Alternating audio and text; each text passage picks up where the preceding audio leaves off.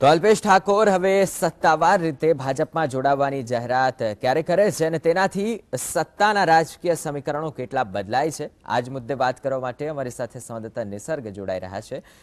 નિસર્ગ, જે રીતે અલ્પેશ ઠાકોર ગઈકાલની જે બેઠકમાં નિર્ણય કરાયો કે જો અલ્પેશ કોંગ્રેસમાં રહેશે તો ઠાકોર સેના કોંગ્રેસ સાથે છેડો ફાડી રહી છે અને ત્યારબાદ હવે અલ્પેશે પણ કોંગ્રેસ સાથે છેડો ફાડવાનું મન બનાવ્યું છે। હાલ શું માહોલ છે ત્યાં?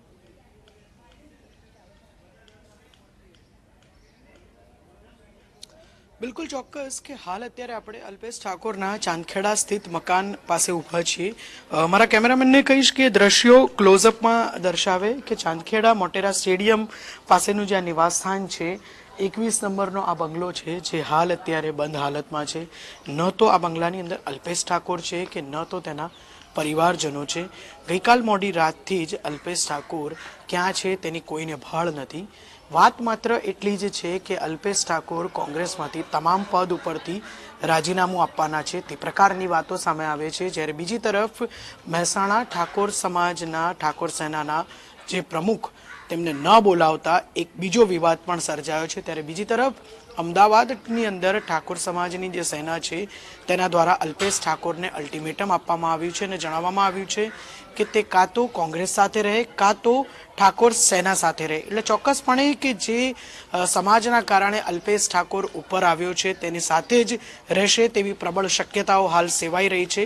એટલે માટે અલ્પેશ ઠાકોર ઠાકોર સમાજ સાથે જ રહેશે અને કોંગ્રેસ સાથે ચોક્કસપણે છેડો ફાડી નાખશે તેવી શક્યતાઓ હાલ સ્પષ્ટ છે। મહત્વનું છે કે આજે સાંજે અમિત શાહ પણ અમદાવાદની અંદર આવવાના છે અને એક ખાનગી કાર્યક્રમની અંદર હાજરી આપવાના છે। એટલે કદાચ કહી શકાય કે આ ખાનગી કાર્યક્રમ અલ્પેશ ઠાકોરની સાથેની મુલાકાતનો પણ હોઈ શકે છે અને ત્યારબાદ સત્તાવાર રીતે સાંજે 7 વાગે અલ્પેશ ઠાકોર પોતાનો ઓપિનિયન આપશે તે પ્રકારની વાત મીડિયાની અંદર અલ્પેશ ઠાકોર દ્વારા કરવામાં આવી છે। 6:30 ની આસપાસ સાંજે બિલકુલ સાંજે 6:30 અલ્પેશ ઠાકોર દ્વારા લોકેશન શેર કરવામાં આવશે કે તે કઈ જગ્યા ઉપર છે। તે તમામ જગ્યા ઉપર મીડિયાના જે કર્મચારીઓ છે તે જશે અને અલ્પેશ ઠાકોરનું ઇન્ટરવ્યૂ લેશે અને અલ્પેશ ઠાકોર પોતાનો ઓપિનિયન જણાવશે। આ એક વાત। બીજી વાત કે સાંજે 7 વાગે અમિત શાહનો કાર્યક્રમ કોઈ ખાનગી કાર્યક્રમ છે તે પ્રકારની વાત છે। એટલે કયો ખાનગી કાર્યક્રમ છે તે ચોક્કસપણે હજી ક્લિયર નથી, પરંતુ એ ખાનગી કાર્યક્રમ આ પણ હોઈ શકે તો પણ નવાઈની વાત નથી। એટલે આ જે બંને વાતો જે છે તેના સમીકરણો ચોક્કસપણે બેસતા હોય તેવું લાગી રહ્યું છે। જી નિસર્ગ, ધન્યવાદ અમારી સાથે જોડાઈ સમગ્ર પરિસ્થિતિનો